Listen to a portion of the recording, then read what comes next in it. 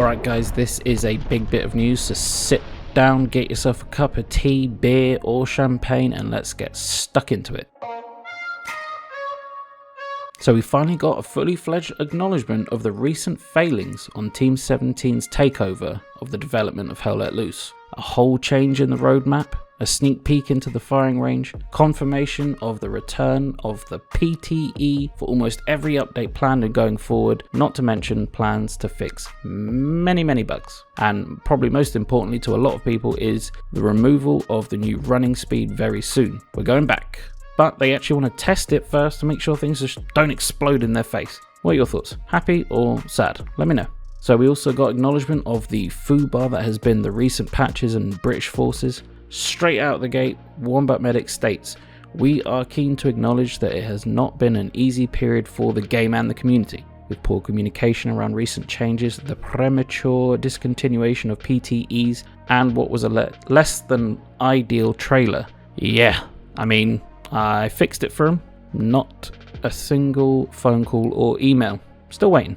Now, I'm not saying all should be forgiven, and many will still chant actions, not words, but acknowledging one's failings is the first step on the journey to redemption, or some shit. So obviously, let's see if anything going forward actually lives up to their new promises, but this does give me some hope. She goes on further stating that the new smaller game mode that focused around the Battle of Brickor Manor is now being pushed back to allow the team time to work on bug fixing and quality of life, and focus on more 100-player maps, as is tradition. If the trailer was any indication of the game mode, maybe it was for the best that they let it bake in the oven just that little bit more. Let me know your thoughts about the dev brief down in the comments. Leave a like to help me best the algorithm that plagues my sleepless nights. Jesus, that went a little bit far. Just leave a like or something. Also, a massive shift in the direction that they have been communicating regarding updates.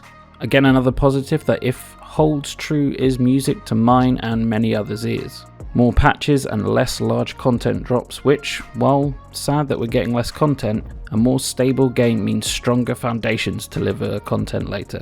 Another win. She goes on to acknowledge the underwhelming release of the British forces and promises improvements across the board regarding weapons, weapon handling, zeroing sights. All of that juicy stuff that everyone is complaining about is in the shit heap getting fixed. But one thing that does worry me is the mention of the Bren gun and how hard it is going to be to fix it, and that upsets me a little bit because I do love the Bren gun, but not being able to put that beautiful bipod down is upsetting. I'd rather they just removed it from the gun until it's fixed, so it stops teasing me. Other things coming in the next patch, and I'm very excited about this, is basic training environment, a solo experience with all manner of targets to shoot at and other various training areas. And apparently it will be expanded upon, probably based on player feedback, I hope at least. And I do hope that there is an ability to drop in with a pre-made squad and run drills, practice things as a squad, and generally just meme about. More info, please. There's some stuff about releasing the store because they have to or they can't not release it.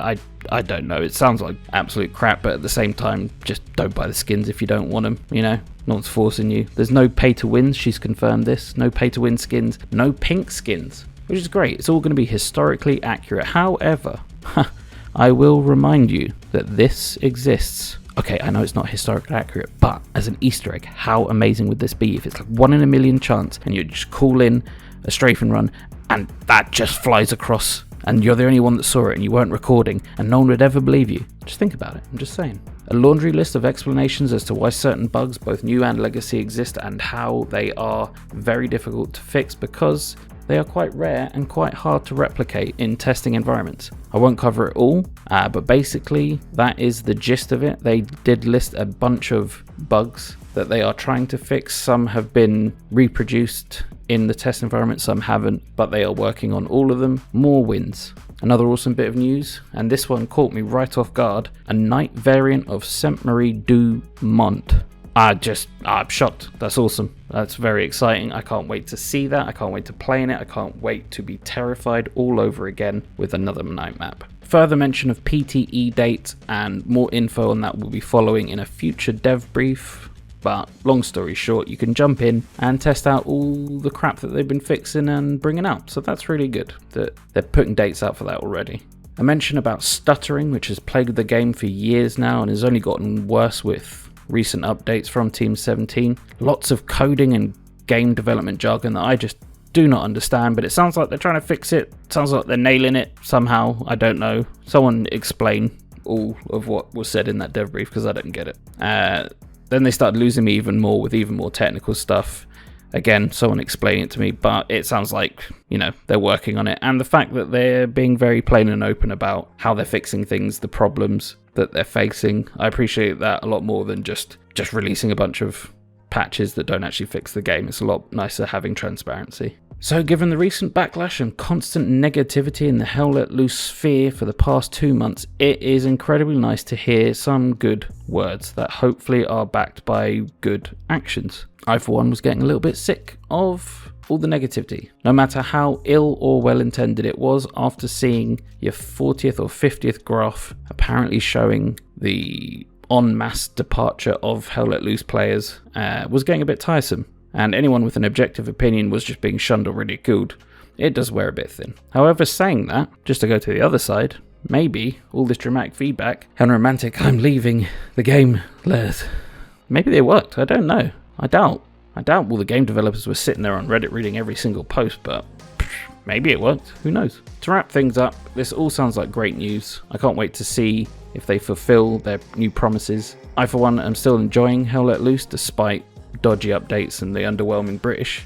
I've been a fan of more neglected and buggy games than this. Maybe I'm just a gullible, blind, or both gamer, but either way, I'm happy with the news, and I look forward to seeing all of the comments still hating everything about the development brief and the developers themselves. I've been McBluffin, and I will see you all in the next one.